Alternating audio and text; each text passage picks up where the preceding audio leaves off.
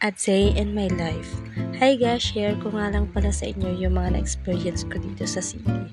So, it's afternoon nung naisipan po namin na mag-quick visit dun sa cousin ko sa Alabang. So, from Makati pa nga pala kami and sakay po kami ng motor. So, super traffic nung hapon na yan and talagang kahit nakamotor ka, hindi pa rin maiwasan hindi ka ma-traffic. Pero medyo iba-iba pa rin talaga guys pag nakamotor ka kasi nakakasingit ka, ganon. And alam nyo naman, pag city talagang, lalo na dito sa Manila, hindi pwede ang walang traffic. So, inabutan na rin kami dyan ng gabi kasi what time na rin kami umalis ng Makati. So, yun, kwento ko lang pagdating sa bahay ng pinsa ko, kunting chika-chika, ganon. Then, naisipan po namin na punta kami ng Ukay. Kaya, nung time na ito is waiting po kami ng tricycle. Sabi ko nga, magmotor na lang kami tatlo, pwede naman. Dahil mapilit sila guys, gusto nila na mag-tricycle kami, nag-go na rin po ako. So, why not? Kasi sa province lang naman talaga tayo sumasakay ng tricycle. So, dito sa Manila, first time natin na-experience to.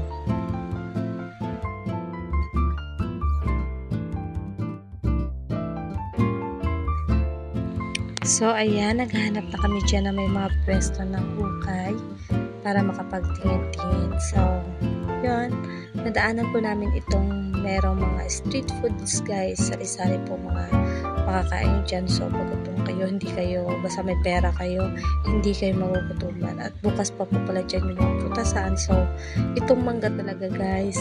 So, hindi ako nakapagbigil, kaya sabi ko, bibili kami ng mangga. At gusto ko pala yung Indian mango. Kasi kahit yung mga dito, parang kasi iba-iba yung klase ng mangga. Meron siyang kinalabaw, ganon. And don't expect talaga na dito, yung mura yung bilihin. Kasi kahit mangga talaga guys is yun, medyo pricey na. So 50 pesos yung nakalagay dun sa isang cup lang na yun, na meron na siyang libreng alamang. So kapag sa city ka, expect ka na halos lahat ay bili. Lahat talaga ay bili guys. And hindi lang ganun kamura, medyo pricey.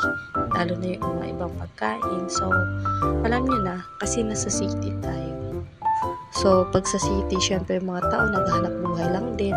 Basta may maibenta sila kahit kung ano.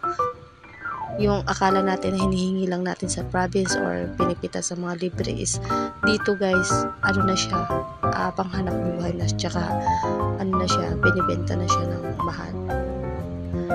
So, ayan, may mga ukayan nga pala kami napunta na may mga new arrival. Sabi ko, hintay na lang next day na bumalik kami kasi pag new arrival siya guys, within 3 days, bumababa po yung presyo niya.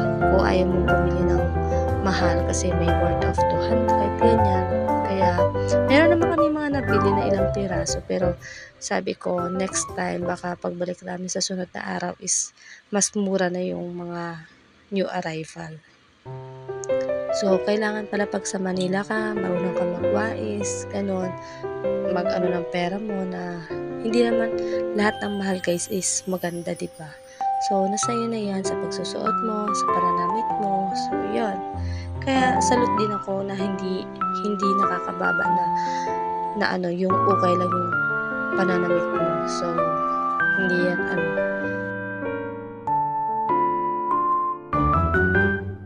So, ayan. Dahil masaya ako, first time ko talagang maglakad din dito sa overpass, guys. Kaya sabi ko, videohan talaga ako habang naglalakad nung time na yun. So, yun. Nakakatuwa lang kasi itong pinsan ko rin is, sa ulo niya na rin daw yung pasikot-sikot dito. Kasi, ilang balik-balik na rin siya dito, guys, sa, ng Alabang. So, sabi ko, sana ganun din ako next time, no? Kasi takot ako guys lumabas in public. Alam mo na yun, pag sa city yung naiisip ko kasi is risk. Pero syempre gusto ko rin na yun, na malabanan yung gano'n na pag-iisip na we need to explore something naman para meron tayong matutunan sa buhay. So ayan, tricycle ulit kami pabalik guys syempre, and hindi na ulit ako nakapag-video nung time na nandun kami sa bahay ng pinsan ko. kasi more on chika, kumain kami, and ng konting wine lang.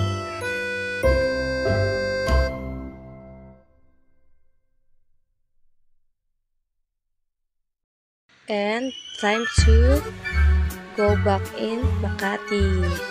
So, yan. Ang ganda ng mga lights ng building, di ba guys? Yung mga star dito sa Manila is ito talaga yung mga building. Unlike na sa province, wala kang makikita mga ganito, kundi mga star, and tahimik kasi doon pag gabi. Dito guys, kahit gabi, may mga gising na tao kasi yung mga work nila is pang gabi, ganun.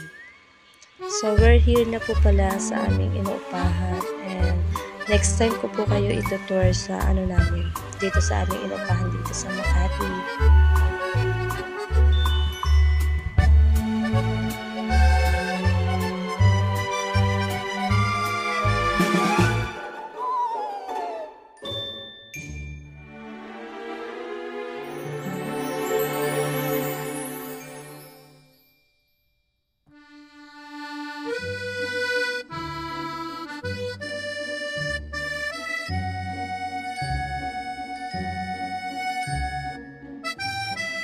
So, ayan, nakapag half bath na rin ako guys para naman matanggal yung mga alikabok na dumikit sa ating balat.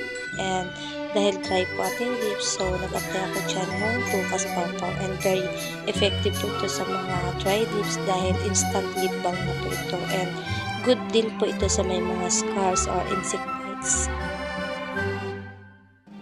So yan, that's all guys. Thank you for watching my mini vlog. Hope you enjoy.